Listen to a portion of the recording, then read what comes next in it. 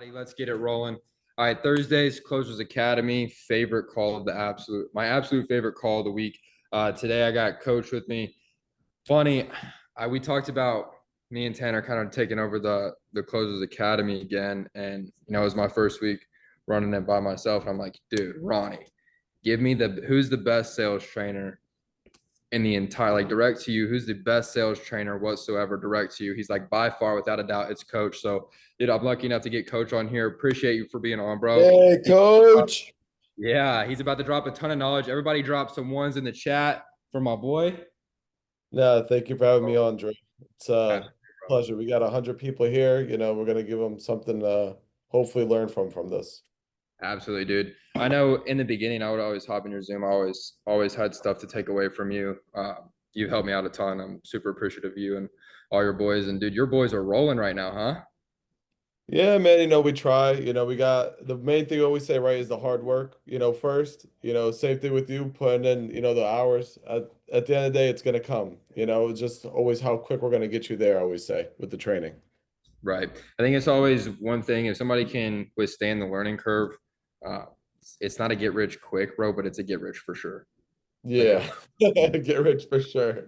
it's a No, get rich for sure, bro. Just how long will you last and how fast can you beat the learning curve? How fast can you actually make it?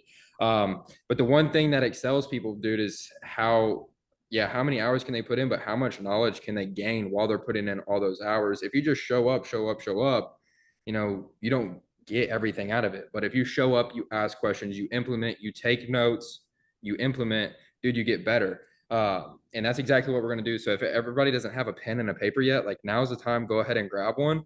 Like, grab a pen and paper. That's what we're doing here. We're going to implement some shit tonight. Coach, how long have you been selling insurance? about a little over 2 years now. A little over 2 years. I got you. In last year, in your first year, did you hit Hall of Fame or no? It was like 6 months in, so it wasn't Seven. Hall of Fame Gotcha. 6 months. So your first First full year in the business, did like 520,000 on my own. 520 grand. That is absolutely insane. Everybody drop a 520 in the chat, dude. That's insane. Or drop a HOF in the chat, bro. This is a Hall of Famer right here. Y'all are learning from. So, like, light it up, Hall of Famer. I know that's a lot of people's goals right here. And, like, Yeah. if we can take what you did in your first year selling life insurance, we can learn that from you tonight. We can implement that. How many, like, Hall of Famers do you think we can have in this agency, dude? Like, close to 100, right? The thing is everybody's capable of doing it. I think if you're full-time working, like in this business, you should hit Hall of Fame. It's really like 400 grand to me isn't that hard to do if you're working full-time and you actually put in the hours. Yeah, absolutely, dude. What is for one, before we hop into the sales stuff, what does the schedule of a Hall of Famer look like? I say schedule a Hall of Famer has to be 100%. The main thing is the 6 days a week. If you're not putting in 6 days a week, it's like that's already what 18% of your schedule already out the window. From there, you got to be working from 9 to 7, like that to me. And then if you're that it didn't close that day, maybe it has to be 9 to 8 at the minimum. That's the rule that always go by if you want to be a Hall of Famer. Yeah, absolutely. And that's like a bare minimum too, right? Yeah, yeah, I think that, like I said, like that's like bare minimum. At the end of the day, I always say the funny thing is like everybody's talent might be different, especially if you're newer. And it's like, okay, that's fine. If you're new and maybe you only have 2 months of experience, but that's when you got to put in more hours. Like I didn't work less like in the beginning, I had to work more than work. I can work less as time goes on, then still sell the same amount of insurance because I'm just better at the skill.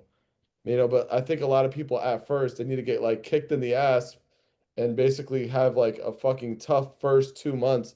Then they want to start working hard, which is like that to me. It's like you don't have to learn your lesson just to realize, damn, this actually does take work. You know what I'm saying? I Yeah, 100%, dude. I think once people finally get their ass kicked, they're like, oh man, let's kick it into gear. And it's like, dude, you Yeah. could have done this 2 months ago and you would have had 20 more grand in your account, dude. What are we doing here? But Ex- no, that's awesome. How many guys do you have on your team now? How many writing agents did you have last month? Ready agents last month was 50.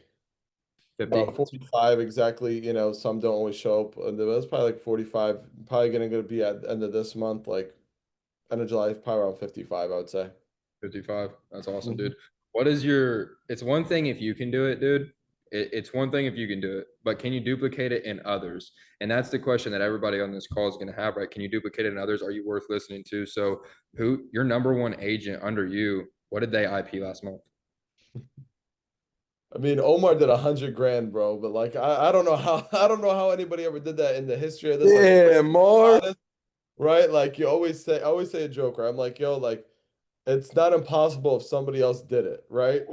I was That's like, true. but no one else did that shit, so I didn't think it was possible. Like I didn't think Yeah. that, like I honestly did it, But at the end of the day, it always just came back to his hard work. Like that month that he ended up like hitting that 100K, I literally saw this dude sleeping on his desk, and I would tell him to go home, and he'd wake the fuck back up and be like, no. I'd be like, he's like, I gotta win this March Madness. That's what really pushed him to do it. It's like the March Madness that leaked into April, That's and then April reflected in May. But like, bro, it was that March Madness month, bro. He just wanted to win so bad. He's like, I'm not fucking sleeping. He was just working, man. That's awesome, dude. No, he's a dog. All right. Other than the golden child, our agency prodigy, who Yeah. is like your top writer? I mean, top riders, we got Musa Ali, another Top Gun. We got, Musa Saleh. We got Yassine over there. I know you guys heard Richard talking for like the first 10 minutes of this, right? Shouting Like me we out, got coach. so many dudes, like off the top of my head, I can't even like name them all, which is like it's the best busing, and you got a team full of Yeah. like killers on there that are, elite closers. And every Yeah. month you see new people on our leaderboard. That's my favorite thing about it, is you don't see the same 4 or 5 people that are always at the top. It's always someone new. Yeah, that's what I love, dude. And that's just because we have a duplicatable system. We have the leads, we got the scripts, and we got the training. So without further ado, no more messing around. Everybody got your pen and papers. Let's go. Let's hop into it. Coach, one of the main things that people struggle with in the beginning that you have to really teach and harp on a lot is the tonality, dude. So Mhm. like what kind of tonality do you bring and what kind of tonality do you teach all of your agents to bring whenever you first start them? That first day, first week, what's that tonality look like? Yeah, I think the problem a lot of times is people are always too excited or sound like they hate their lives.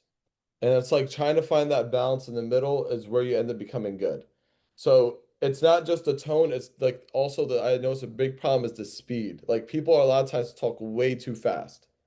And especially like over the phone, we're talking about senior citizens. It's like slow it down, speak and enunciate very clearly, and also just make sure you're not at a level where it sounds like you're super happy to help this person, but not also to a point where like you sound like you're depressed. Like I always give the example, if you were to have like a lawyer that you had to call on the phone, how do you think your lawyer would answer that phone and speak to you? Like, do you think he'd be like, "Hey man, how you doing today? Yeah, glad we're," like he wouldn't do all that, but he also wouldn't be Right. like, "Hey, this is, Mike from the Benefits for Veterans. How you doing today?"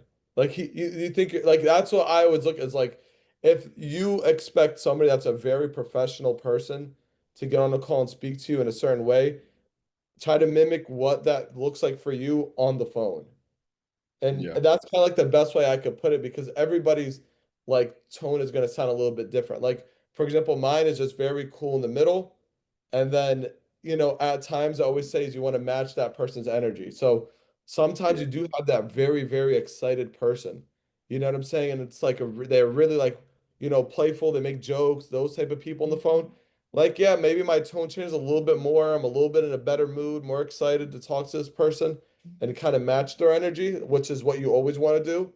You know what I'm saying? But like if they're here, and let's say my normal tone is here, if this person's here, I'll meet them like around here. You know what I'm saying? Like I don't meet them here because that's when it gets weird. You know what I'm saying? But like if Yeah. you're here, you want to meet them like in a little bit right here, kind of to match their energy. Same thing if they're fucking hate their lives. If they hate their lives, sometimes you gotta just be like that very serious person and kind of bring it down a notch here too. That's why I'd Yeah. say like at the same time match it and also depending on what you're saying. Like I always say like when you're giving a subject like for example, God forbid you passed away today, who'd be the beneficiary? You have to say that with emotion. Right. So you're gonna change your tonality in different parts of the script. Like the way you answer the phone is gonna be different than when you build the why. 100%. Gotcha. Especially if we're talking about health too. Like, if you're not gonna tell me, hey man, I have cancer, like, okay. Like, no, like I'm gonna sound concerned. Right. Yeah, I think that's huge, and I think a lot of people miss that where they just keep that super flat monotone death voice all the way through. You know, like, yeah, we want to sound like a medical underwriter. We're not the car salesman. Like, we're not Yeah, sounding like a car salesman, but we also don't sound like we work in a morgue. You know what I mean? Like, exactly. Yep, exactly. let's keep it somewhere in the middle. And then that's one thing I always did, dude, is I kind of matched them. I always went Mhm. kind of where they went. And you're right. Whenever you said, dude, if the guy got off a jackhammer, I always would say, dude, if he got off a jackhammer, I got off a jackhammer. But do you Yeah, really, really always want to meet him right there? You want to stay a little bit under where they're at. And I love the way you put that, dude. yeah, Other than that, obviously, we'll get through different parts of the script, but in that beginning, a lot of agents, dude, they they spend all their day in that first 90 seconds, and it's tough, man. yeah. It's hard to Brutal. hard for them to get a client to tell them why they sent it in or give them even the time of the day. And then, if you spend all your day in the first 90 seconds, like, guys, everybody in the chat or in the call right now, if you spend all of your time in the first 90 seconds and you feel like you cannot find a good reason for the client to stay on the phone with you, or you feel like you cannot move that call, drop a one in the chat. Like, I know there's going to be a ton of new agents that just feel like they're in a graveyard in the first 90 seconds. Yeah, dude. I mean, a ton of people. What's Ahmed looks like he has a lot of problems in the at the first 90 bro? seconds. This guy's just spamming, man. Uh, Yeah. no. What are the common things that you see people mess up in the first 90 seconds, dude? So the first thing is going to be the tone, like we just said. I always say like the best way to kind of put the first 90 seconds in general, I always say it's like a TikTok. I was like, it's one of those things where it's like you can't lose their attention. And the way you don't do that is one, just knowing the objections. If you have to even say a between you and your response in the first 90 seconds, like you're cooked. Like that's like the main thing I would say take away is like you have to be quick on these. Like it's not like when you're in the middle of the script and you could think a little bit more. Like they're already basing everything they need to know about you in this call and if they actually feel like talking to you just by how quick you respond. So what I'll tell anybody is those matching the first 90 seconds, the first way like to kind of mitigate those is memorize those objections, practice the tone, and then make sure you're not speaking too fast. Those are the three things that I could tell you. Now, Memorize the objections, master your tone. And what was the third one? Your speed. and the speed, yeah. Make sure you're not speaking Gotcha. too fast because that'll Gotcha. basically be one ear in and out the other if you're talking too fast. 100%. 100%. And then what would a lot of times, dude, people they get a client that says, I've already got coverage, or, I don't need anything. I've already got something. Let's role play that, kind of go through how, whenever you can't find that obvious why, when they don't Mhm. need their funeral expenses, they think they don't need their funeral expenses taken care of, or they don't want to leave any extra because maybe they got some savings or they've already got life insurance. I see too many people give up there when Yeah. there's a different why that they can go find. There's a way to build a why and get out of that. So let's kind of role play that first 90 seconds and show them kind of how you can move this conversation. Yeah, sure. Go ahead. So let's say I start off the call and we get off the part where everybody basically says this is where they lose people, right? Yeah. So, Drew, was your main concern when you had sent this request in, like most veterans, just wanted to make sure that the funeral expenses didn't fall a burden on the loved ones? No, I've got all that taken care of. I don't need any of that. Okay, perfect. Yeah, glad you had that taken care of. So, Drew, you just sent this in to leave extra money behind for the loved ones, right? Well, I've got some insurance. I really don't think I need to leave anything behind. I've got some coverage, so I think I'm all right. Oh, wow, nice. Glad that you have something in place. Now, I was going to ask you, Drew, was that through the VA or was that through the private carrier? I think it's just a private carrier. I don't know. I've had it for a while. Okay, perfect. Well, a lot of veterans usually send this request in, Drew, because their main thing is they just want to make sure that they're actually getting the best rate possible, considering that they are a veteran and we specialize in veterans getting them life insurance. Now, how much coverage did you have in place at the moment? Currently, I got a $30,000 policy. Okay, perfect. And when did you get that in place? It's been some years ago, probably 10 plus years ago at least. Yeah, and I'm gonna pause you right here, Drew, so just so everybody hears this. So a lot of people will give up right here, right? Because they're thinking this dude got this policy 10 years ago. I can't save this dude money for shit. Like, what do I do? Because I would say that's like the main part people get stuck on, right? It's like, if I can't save him money in this scenario, then what do I do? I already asked if you wanted more coverage, and he said no, right? Yeah. But let's keep going, Drew. So you said you had go ahead, you said you had 30,000 in coverage, right? Yeah, I Okay, got 30,000. I've had it about 10 years. Yeah. perfect. Okay. And were you planning on being buried or cremated? I'm looking for a burial. Okay, perfect. And do you know how much a burial costs on average nowadays, Drew? Maybe around 10 grand. I'm not too sure. I wish it did. Unfortunately, prices have been going up a lot lately. Nowadays it's anywhere from 15 to $20,000 worth of coverage people usually need. And I see you're only 65 years old. So hopefully you got another 30 years in you. So most people usually want between that 25 to 30, taking into account inflation. Now, the good news is that you do have 30 grand in place, so that should be able to hopefully cover it, but that's not going to leave any money behind for the family. So I'm guessing that's why you sent this in, to be able to leave them behind something, once you're gone. Is that correct? Yeah, I guess maybe a little bit. It just depends on the price. Yeah, of course. And then I continue with the script. And Yeah. the thing is, that works with just about everything. Like, even if the Drew said, "Hey, let's just rewind it." He says, "Hey, man, I have 50,000."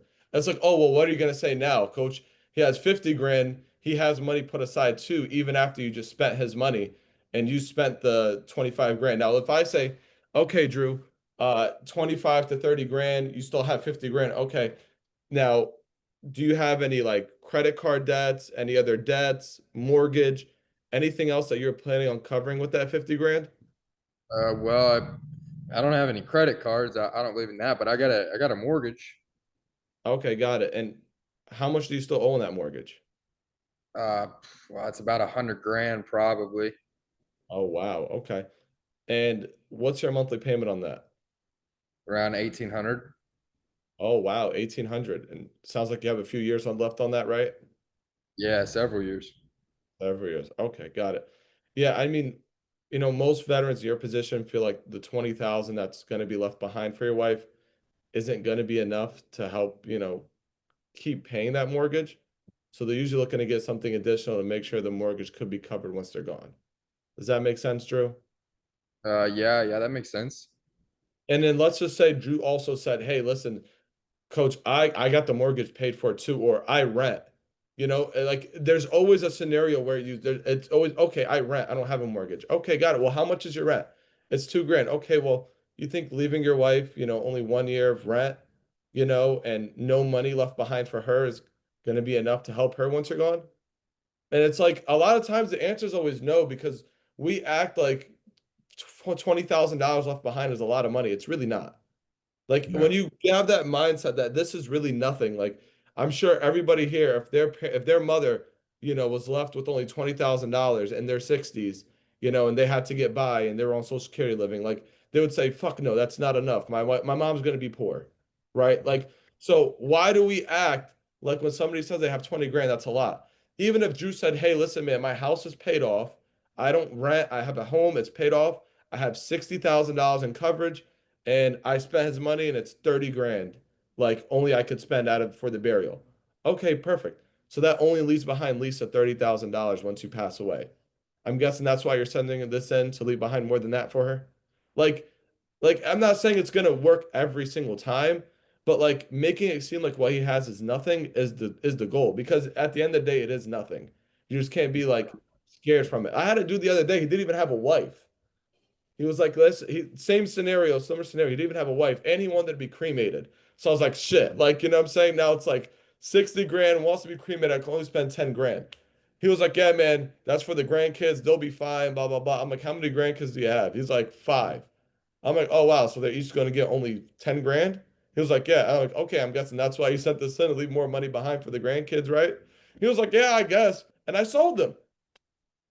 Like, you know what I'm saying? Like, I'm just acting like what you have isn't shit. Like, it's only 10 grand each. Like, it's nothing. And he's like, "Yeah, Yeah. you're right." And I continued. You know what I'm saying? Like, that's how you get off the first 30 seconds. And dude, that's like all you're doing is whatever they tell you, you're acting like, okay, it's not a problem. It's obviously not going to be enough. And that's why you're sending this in. Like, Exactly. you're just being assumptive. That's all it is, right? But if you think the guy tells you he's got 20, 30, 50, 100 grand, dude, okay, Yeah, well, that makes a ton of sense why you think that's not enough. So that's just why you're sending this in. Like most veterans, they just want to get some more, right? exactly what it is. And all it is assumptiveness. Like, dude, if you give up, if you're being a pushover, dude, that person that was in the military is going to steamroll right over you. But if you just agree with them, if you just agree with them and be assumptive, that's why you were looking to get this in, just like most veterans, correct? Yeah. Okay, perfect. And it's assumptive, and dude, you're moving right on because at the end of the day, all of us know, like, dude, you know how many clothes, dude, you hit Hall of Fame, did $520,000. I'm gonna say over 250 of those people that you sold probably gave you, I'm not interested, or they gave you, I've got it covered, or they gave you, I'm busy right now, I don't have time, or they probably gave you all of that stuff, but you were assumptive and it didn't matter. It doesn't matter. You just be assumptive and move the conversation. You get out of that first 90 seconds. 100%. That's really all it is. And it's like if someone this is going to be recorded, like, and if somebody like rewinds that back and they listen to that over and over and over again, it's like, yeah, like I can't think of a scenario where I can't at least get a conversation out of a dude where he feels like, yeah, maybe I could use a little bit more. Like it doesn't matter how many ways you could twist it. Like I'm gonna find a way to basically make it seem like what you have is nothing. And it's like, but you see how many questions I asked. I didn't just say, "Hey, Drew, uh, do you just want to leave? I said you have 30 grand. Okay, well, do you just want to leave more money behind for the wife?" I didn't just say that. I was like, I dug into your situation. Like, if it was like, okay, do you have one, two, and three, the mortgage? Okay, well, what's your monthly payment? How much do you owe? Like, I didn't just say, oh, you just want to get something to help with the mortgage. I like asked you a few questions that really made you feel like, wow, like this is a big plate on my shoulders. And then I gave you an offer to take it off your shoulders. I showed you how bad your situation is first. You get what I'm saying? Like, I didn't just say, hey, even when, for example, the when I set people up for everything. So even when I went and I said, hey, Drew, um, did you get that through like the VA or private carrier? Like obviously it doesn't matter to us. Like we're gonna try to replace it with our own policy anyway. I'm just doing this just because if I were to just ask you from the straight up beginning, hey man, how much coverage you have? You're gonna you're gonna say, oh, like I'm not telling you. And a lot of people get that. Well, people don't even tell me how much coverage they have. They always say I don't feel like telling you that because they don't know who I am. I'm like, that's why I ask you a question. Then I explain why I'm gonna ask you this next question. I say a lot of veterans send this in because they want to make sure they get, the veterans program in place to be able to get themselves the life insurance at the veterans rate. Now, how much coverage did you have in place at the moment? Like, I already explained why I'm asking you before I asked you, so you're gonna answer. You know what I'm saying? But yeah, like you understand, like I had to like basically before I just asked how much coverage you have, I had to explain why, and I had to ask another question that wasn't personal before that just to get them to open up a little bit. If you just go and say, "Oh, well, how much coverage do you have?" Then people always say, "I don't want to tell you," and they hang up, and that's the end of your call. And Mhm. then the other part that I think we skipped over too is a lot of people go from, oh, you don't want funeral expenses to, well, how much coverage do you have? They don't go and ask for the other million reasons why people want coverage. Okay, perfect. So you just sent this in to leave extra money behind for the loved ones. Like that's a whole like this is funeral expenses is one thing. There's a million other things to buy life insurance for, and people get a no to the one thing and say, oh well, fuck, I'm cooked. Let me ask how much he has. And then that dude's Yeah, gonna say, I don't want dude. to tell you. That's it, dude. That is gold right there. And it's so simple. All it is one more question that's literally in the script. But people get that first no and they think it's all over. When it's, Mhm. dude, funeral expense, that's a drop in the bucket for a reason people get life insurance. They get life insurance because they love someone and they want to give somebody something extra when they die. Right? That's it. Like find out why they're getting it for their loved one, why they need to. There's a million different holes you can find. Credit cards, mortgage, just out of the kindness of their heart, dude. Like they love somebody, figure out who they love, why they want to give it to them, and then you can sell them, obviously. But dude, it's quick and it's assumptive. It's knowing your objections, making them feel like they don't have enough if they do, and getting out of the first 90 seconds, dude. It's quick and being assumptive. That's how you get out of those first 90 seconds, dude.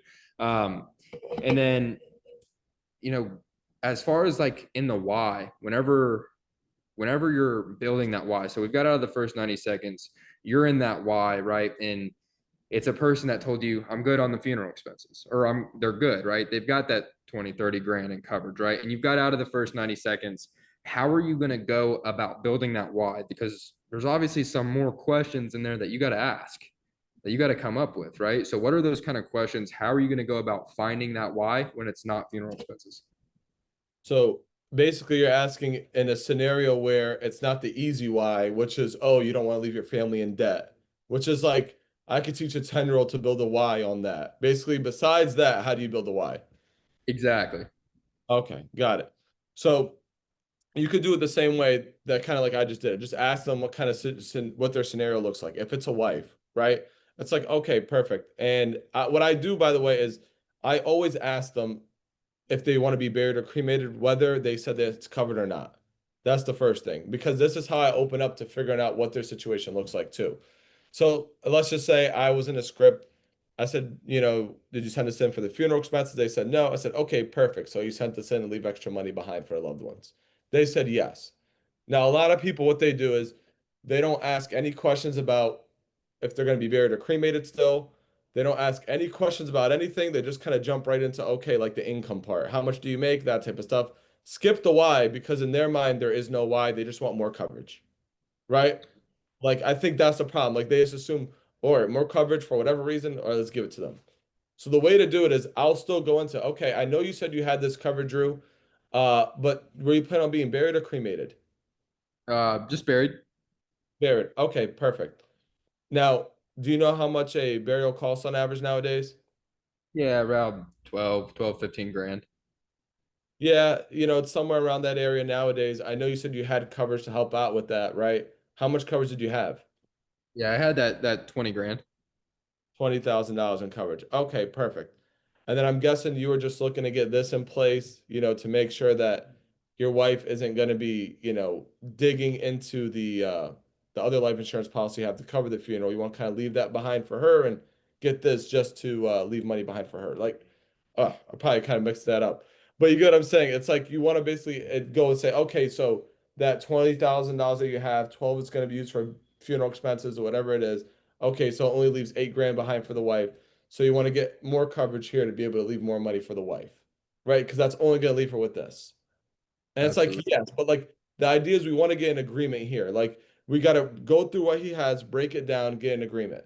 And then since I already know you have coverage, I'm going to go with the inflation thing like I did before. Oh, it's 12 to 15. Hey man, I know you're only 65 years old with inflation. You're going to need at least 20. When I ask you how much, it's like, "Oh, you have 20." Oh, okay. Well, got it. Well, that's not going to really leave behind anything for the wife. And his thought might have been that he is going to leave money behind for his wife because he probably didn't even know how much it cost. Because a lot of times, if I know you speak to people and they ask them how much is the burial, and they'll tell you, I think it's 8 grand, or they'll tell you, I have no idea. You get Right. what I'm saying? So like when you Yeah. don't go into it at all, and it's like the dude says, "Oh, like I think it's only 8 grand," and he tells you, "Oh, I have 20 grand in coverage," and you tell him, "No, actually, it's 15 to 20." Because you're 68 years old and you hopefully live for another 20 years. You're probably gonna be looking at this. And then at the same time, it's like, okay, well, now he's in a different mindset of, oh, this 20,000 is going to do this for me. Now you kind of just kind of dug through that and kind of let him know, hey, like you might have thought you're leaving behind 12 grand for the wife, but you're not. Yeah. That's why I go through it. And even if you said same scenario, 50 grand, okay, he could have been assuming now he's leaving behind, you know, 40 grand for the wife after funeral, but then you kind of dig into it. It's like now you're only leaving behind 20. It just helps build the why because everything is now explained for him fully of what his situation looks like.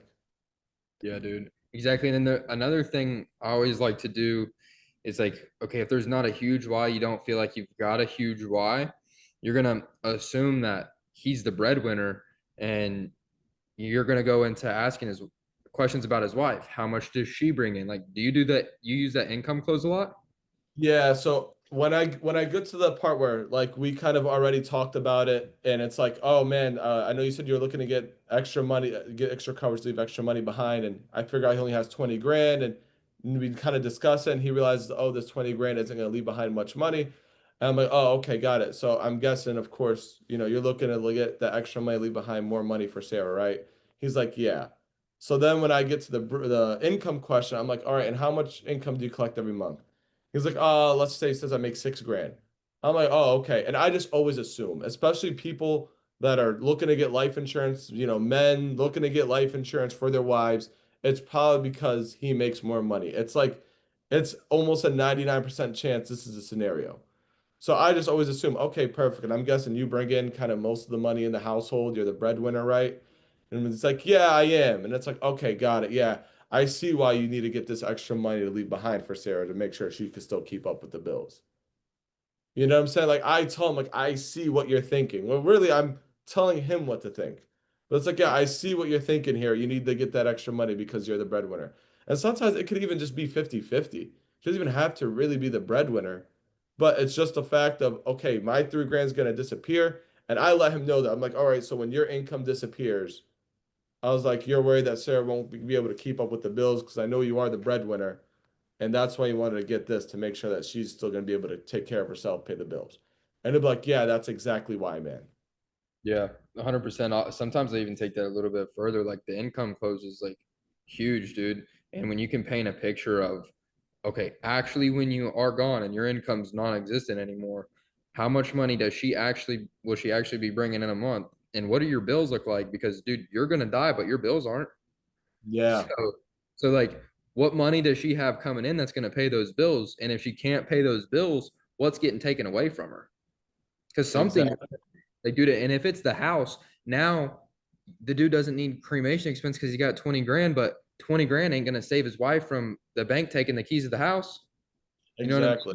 And then now you have this why that is bigger than any cremation or burial expense could have ever been. You know what I mean? That income close is great, guys. If you think you don't have a big why because they told you they've got their funeral expenses taken care of, dude, assume they're the breadwinner and you're gonna find the why. Like they're the breadwinner and they just out of the kindness of their heart want to leave extra money behind. And then you're gonna paint a picture what it's actually gonna look like for her when he dies and he still has bills, but he doesn't have income. What's that gonna look like for her? And that's huge, And dude. I'll just say, Joe, I always say, I always hit the nail on the head. Anytime I make a point and it sits with them, I always hit it again. So if I say, yeah, you're the breadwinner, blah, blah, he's like, yeah, I am, one, two, three. And, that is why I kind of want this. And he's agreeing with me, like, yeah. And I'm just like, yeah, man, I get it, man. It's the same worry for me as well, especially with how prices keep going up. I can't imagine what they're going to look like when I'm gone. And like that's like the nail on the head sometimes. It's like you hit it once and then you bring it back to yourself and like tell them like, yeah, I understand because I feel the same way and I'm also scared about this. Like that's how you hit the nail on the head. Like, yeah, like I'm worried about my wife too because I don't know what prices are gonna look like when I'm gone. And she's younger than me, so I have that worry, saying how and she'll probably make it way longer than I do. And I make the joke and we'll start going back and forth and now we'll start talking about how bad inflation is. I'll make a joke and say, "Hey man, last time I went to the grocery store, I had to grab a second mortgage on my house." And he'll start Yeah. eating it up and cracking up. And we make a joke out of it. But at the same time, it's like, yo, we're talking about a very serious thing. And it's like really hitting him how hard it is in this world, you know? And I think right there, dude, it gives you the ability once you find that why and you've got your nails to keep on not just hammer it right there, but throughout the entire script, drag that why. And I heard this from Ronnie, dude. He's like, dude, you got to drag that why, dude. Drag the why through the health questions, drag the why through the benefits, drag the why through the numbers, drag the why in the application, dude. Like Mhm. everything. Like if you're selling mortgage protection and you get to the what's your address question, do you think you can't start building the why on the mortgage on the house that you're asking the address for? Dude, there's every single section of the script. You can Yeah. drag that why, bro, because you found it. Now you can drag it all the way through. And then it comes with like building trust. Like after you found that why, now it's really, really important to build trust with a client, right? So how Mhm. important is it to you to build trust and why are you going to build that trust? Yeah, I would say, man, it's so important to build the trust with the client because at the end of the day, nobody wants to be lied to, right? That's everybody's biggest fear in the world, right? Like, especially with the personal information we're giving out, it's like, why am I going to trust this dude that just called me on the phone and give him all information? I'll go give him all my information, even if he's not a scammer. With how salespeople are in this world, You know, thankfully, like in the way we are, we're not like this, but a lot of people will lie to people. You know what I'm saying? And unfortunately, some people have been done dirty before by other people. So it's like a constant fear on a lot of people's mind is like, I don't know if I trust this person. Yeah. Now, how to build the trust, I always say is super easy. It's making that 1 to 2 jokes, like telling him about my own personal stories. You know, telling how I have that same worry from my wife. Make a joke about, like I said, the second mortgage. It's things like that. Like, let's build a relationship and not just be like transaction for him. Because honestly, I enjoy it. It makes my calls better. I don't like to be on a call for an hour and a dude doesn't want to talk. And also, it'll make him feel more comfortable. He'll trust you more. He'll feel like this guy's an actual real person with emotions. It's not just some person who's just looking at me like I'm a dollar sign.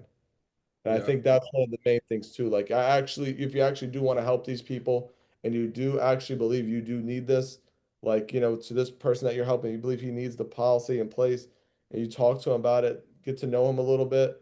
I always say ask him a few questions too, just like about like you ever have some people, Drew, they'll start talking to you about like their life story out of nowhere.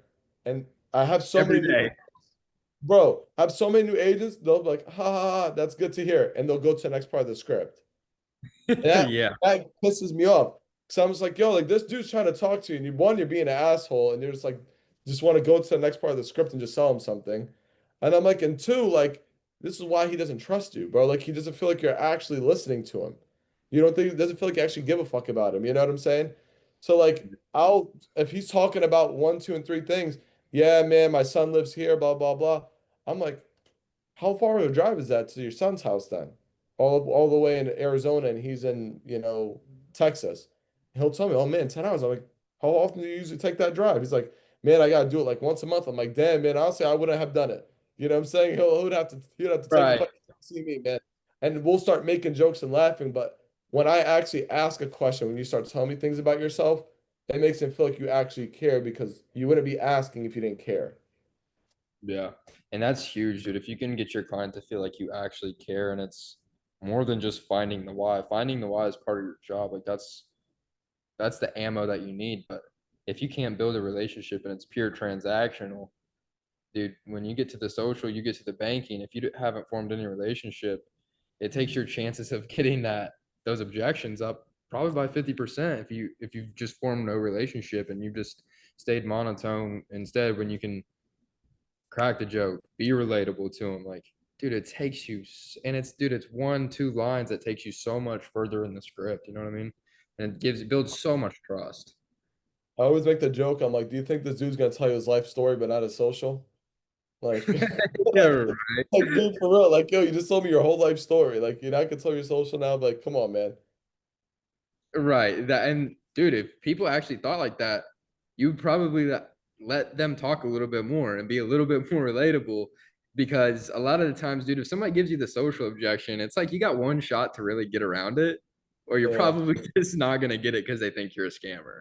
But if exactly, man. maybe if you let them talk a little bit, they'll probably give it to you. You know what I mean? Exactly. And that's the funny thing, right? I always like, you know, when I made that joke right now, like, you know, but the thing is reality, like how people really do think is like, yo, like they'll feel kind of like embarrassed. Like, yo, like this is actually my friend, and I'm gonna now call him a scammer. Like, that's really like a thought, like in their mind, like that's how people think. Like, I've just told jokes with this dude and laughed with him for 10 minutes and got along really well. Now I'm gonna tell him he's a scammer. Like, he's not. He's not. Like he's. It's just how psychology people work. There. It's like, you know what? No, I just trust this man. Like I don't know what it is. Even if I usually don't have trust, like right now, I feel like it's already like I built this relationship with this guy. I'm not gonna call him out on a scammer now. Like I don't even want to offend him because I feel like we're actually like pretty much friends in this scenario now, right? Yeah, 100%, dude. And then the inevitable after you've gotten this far in the script, even though we've built trust, even though we've got the why, we've got all our ammo, the inevitable is coming, dude. And it is the think about it. And I Oh, see way too many people miss out on $1,000 because they got that think about it and they didn't know how to handle it. And yeah. it kills me, dude. It kills me inside when I see somebody in the office get that think about it and they didn't know how to get through it or they didn't do it fast enough. And a lot of the times it's just because they haven't done it enough times and they don't know the correct way to get around to think about it, dude. So as a Hall of Famer, what you've done 75 grand in a month, I think, like 77 grand, I think it was, right? 77 was like my highest, something like that. Yeah. 77K IP, Hall of Fame in your first month, dude. I know how many people have told you that they need to think about it, and you got their account number that day. Half the sales will tell you that. Dude, half of them are going to sell you that. And that's the thing is when you can get around that, think about it, you're going to be a high performing individual. And Mm. that's where the magic lies. It's not, it's, there's so much of it as a volume game, but dude, if you can actually get around that one objection, that's what is going to stop most people from becoming a 40K plus high performing individual. So, as that person that's done it time and time and time again, how do you flow through that? Think about it. Yeah, and the first thing I kind of want to touch on too is like I know we have that I want to think about it, part in the script, but I always say in the I want to think about it response, you can't put a why in there because everybody's why is different. And people just give the generic response to there. Like that's not what it was put there for. It was put to give you like a guideline, but you're really supposed to twist it into how it would fit him. So for example, right? Drew, what do we want to do? The wife one or the think about which whether think about they got to go over the budget one or whichever one you want to do. Which one do you want to do Uh, first? let's do wife, bro. The wife, the worst one. Okay, Yeah, got let's do it. the wife. All right. So Drew, which one of those options do you feel like fits you best? Um, I don't know, man. I like him. I know I need it, but man, I just got to talk to my wife. I don't make decisions without her. Oh yeah, no, of course, Drew. I'm the same exact way. It's the wife, it's the beneficiary. You could even keep this a secret from her, even if you wanted to. Now, Drew, was the main thing you wanted to talk to Sarah about was that which option you wanted to go with, or was it if you needed this at all? Just whether we need it. Okay, got it. And I know when we spoke before, you said that you didn't have anything in place that was going to help cover this burial, for Sarah, correct? Right. Yeah, we don't. Okay, got it. And do you really feel like, God forbid, if you were, driving down the road tomorrow and God forbid the worst happened, got into a car accident, didn't make it, and she had that money there to be able to cover the funeral. You think she would be upset about that, Drew? And no, surely not. I'd probably pay her out. She probably wouldn't be mad. No, of course. Now, do you mind if I make a recommendation here for you? Yeah, no, go ahead. Okay. Now, what most veterans usually do in your position, Drew, is we start with the lowest option. Reason why is because that's one going to get our foot in the door for you, make sure they're actually able to get the coverage and get the approval. And of course, like I said, make sure Lisa's not going to be left in any debt to cover the funeral. Then of course, when you go home, you talk about it with Lisa, and if she decides that you want to go with the silver or the gold option, then I could always just increase that for you in the future. But like I said, the main thing today is get the approval and make sure she's not left in debt. Does that make sense to you? Yeah, that makes sense. Okay, perfect. And then I'll continue. Yeah. And then what if right there you get another yeah, that makes sense, but yeah, I just really want to talk to her. And it's like, Drew, listen, like I said, I'm on the same page as you. I completely agree. Like I said, I would do the same. Like I need to talk to my wife, and I'm not telling you not to do that. What I'm telling you is let's get what's necessary and what's like the absolute bare minimum, which is not leaving the wife in debt covered. And then of course, it gives you that opportunity to go ahead and do that and go talk to Sarah and figure out which one of these is actually going to be able to fit the budget, which one of these that you feel like you could probably go with to leave extra money behind for her. I want you to go home and figure that out. But the main thing today is get the burial covered. Does that make sense? Yeah, that makes sense. Got it. And the thing is, too, is I always say, like the objection that you gave, the I'm not sure if I even need this. I don't get that ever. Like, because I build the why. Like, it's always the which option should I go with? Like that's every single time almost. Because if you're getting a lot of people that say, I'm not sure if I need this, what happened was you dragged them along through that process. You never built a why. You never got him to agree with you in the beginning that he actually did need this. Like he just said, I need more coverage. You said, cool, I'm gonna get you more coverage. That was it. That's not doing your job. That's just basically being that's basically being like a customer service agent. Yeah, you're trying to get somebody through the script in 10 minutes, dude. That shit doesn't work. That shit does not. Exactly. skipping too many things. You're not building a why. Of course, they're going to tell you, well, I don't know which one to go with. Or of Now, course, they're going to tell you, I don't think I need it. Right? Drew, let's go ahead and do it again, but now do it with the like. Let's do it with the I gotta think about it. Just the I gotta think about it part, and then the which option, whatever, just to make it easy to show them again. Gotcha. Now, Drew, which one of those options do you feel like fits you best? Yeah, I'm not sure. I just got to think about it. Okay. No, no, of course, Drew. I completely understand. Something you do have to, go home, sit about it, and you sit on it and really think about. Now, was the main thing here just trying to figure out which option you wanted to go with, or if you felt like you needed this at all? Really, just which option to go with. Gotcha. Okay. Now, Drew, do you mind if I make a recommendation here for you? No, go ahead. Okay, perfect. Now, what most veterans usually do in your position is we start with the lowest option. Main reasons to be able to get that foot in the door, get the approval, and of course, at the bare minimum, make sure that Sarah's not going to be left in any debt to cover the funeral expenses. Then, of course, once you go home, you go over the budget, you read it over, and if you decide that you could do the silver or the gold, then I could always just increase it for you in the future. But like I said, main thing today is just to get that foot in the door and make sure Sarah's not left any debt. That's it. And you could change that in any single way too. Like instead of if it's not leaving her in debt, let's just say it's leave extra money behind. Let's at least leave behind, something for Sarah. Let's at least make sure that, this is covered. Like whatever it is, like let's at least do this. And then you could decide whether you want to do this or this. That's like the main like goal behind it. But if I break it down for you, the first thing that I always say is can I make a recommendation, right? And that's the main thing because it comes off as very non-pushy. Like after agreeing with you and all that, I'm just making a recommendation. This is totally your choice as how I make it feel. Then from the recommendation part, I say, now what most veterans usually do. I don't say, now what we're going to do is, I say, this is what most veterans usually do because everybody wants to do what everybody does, right? And Right. what everybody does seems like the right thing to do. Like it just seems like this is a no-brainer. This is obvious. This is what everybody should be doing. And that's why you say, now what most veterans usually do, because now it makes it seem so obvious. Then from there, I tell them to go with the lowest option. And then I explain why we go with the lowest option.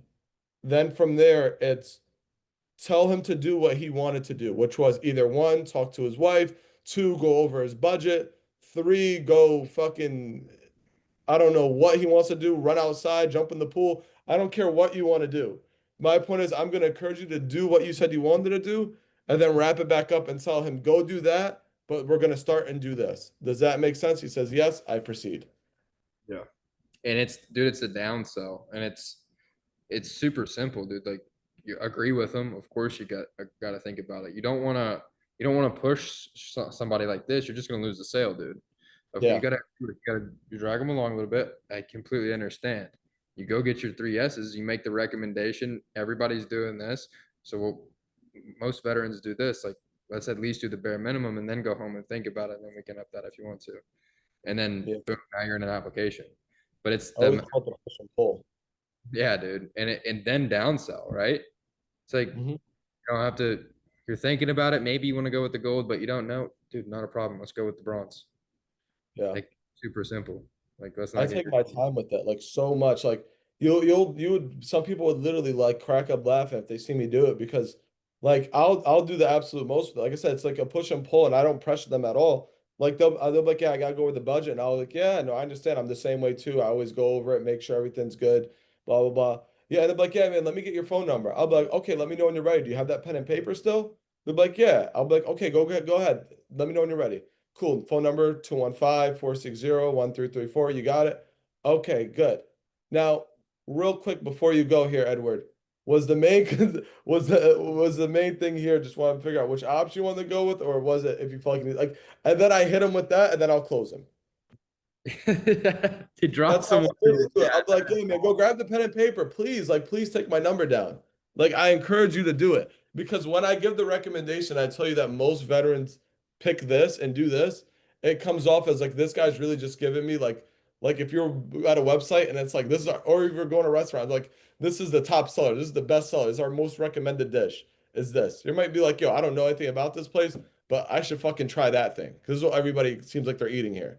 Like it's the same exact way I present it like this. 100%, dude. When you go to the store, something's on sale, everybody's buying it, bro. You're gonna buy it too. Yeah, exactly. That's what it is. That's all That's it what's is. But no, dude, that's awesome, dude. I appreciate you being on here. Before we wrap it up, everybody feel free to unmute, drop any questions you have in the chat, dude. Coach is by far one of the people that has helped yeah. me get to the next level. Yeah. We Ask, only got ask, time for one question, Drew. We got a I, meeting to do after this quickly. I, So, I, can I be all the right, question, please? yeah, okay, Richard. All right, so my question is, what really was the main thing that drove you to pass everybody that came in with you? What was the main thing that, Listen, you man, what I didn't pass anybody, bro. We're all getting started. Nobody's at a finish line. I get you trying And to be humble, I get it. But listen, no, but real that's the reality though. Like I could have started before Drew, but he could be moving at a faster pace than me. We'll see who ends at the finish line first. But yo, Drew, the race isn't over. I just closed listening to coach. bro, what do you say? Yo, Drew, seriously though, Joe. what was your first week? Like the first, like as a new agent, how was it? My first week, it was great. I did like 7 grand, so it's not No, nothing like walk me through like your day, like how did it go? How'd your schedule go for new agents? Oh, dude, 9 to 9, 9 to 9, 30-minute lunch. That's what Ronnie told me. Damn. So, coach, what did you do every day to actually get better at your sales? Because like I hear people say just do the dials, but like, did you actually take time to study the script and actually role play and do things like that, or you just make dials? Bro, just making dials is gonna be the worst advice you're ever gonna get in your life, bro. And that's what everybody's gonna tell you. It's no, bro. You gotta. I always say this, right? If you do you think Steph Curry just hopped in the game and just started pulling 10 threes in the game and just said that's how I'm gonna get good? No, Like, of course not. like put in 100 shots before the game started and probably 1,000 shots at practice. You know what I'm saying? Like that's the way I look at shit. So like I watch the videos, I watch all the trainings. I used to when I was new, I would literally take off my headset and be like, is Ronnie or Mahmoud on the phone? I'm listening. I don't need a sale right now. I need to listen. I was like, all right, cool. That's how I learned. I used to be like, and then I used to ask Mahmoud after a sale, yo, what did you do? One, two, three things. Like it was just learning, learning, learning. I didn't give a shit about the money at first. I was like, because I know if I learn this, the game's over. And that was my goal. Dude, I think that I appreciate that, bro. No Sean, problem. that is a great freaking question. And I hope everybody's listening to what he just said right there. And this is like the thing that I see all the high performers do is they take the time, they ask the most questions to the people who have what they want, right? That's number one. They're going to ask the questions of the people that have what they want. Number two, they're going to take their time outside of work to watch the videos. Dude, I watched every single one of Grady Polson's videos that he's got out there. I watched every single one. I watched all of Sean's videos, dude. Any video that we had recorded through the agency, dude, I watched it. I was on training calls, dude. I did not miss a training call my first 6 months in the business. I did not miss a training call. I was never not on one. Like, and that is so important. Like, if you're a new agent and you're like, man, I'm not getting the success that I wish I had, ask yourself, have you watched all the videos you can find? Have you been on every single call? Have you kept yourself accountable? Have you asked all the questions, dude? Like, there's 160 people in here, dude. Coach, I know all 160 of them haven't reached out to you, Ronnie, me, Tanner, Mahmood. Like, they haven't done that, man. Like, No, reach out to somebody. Everybody loves everybody here. Everybody wants to win. Go ask somebody that's got some numbers, that's making some money, how to do it. yeah. Go And there's watch only all the videos.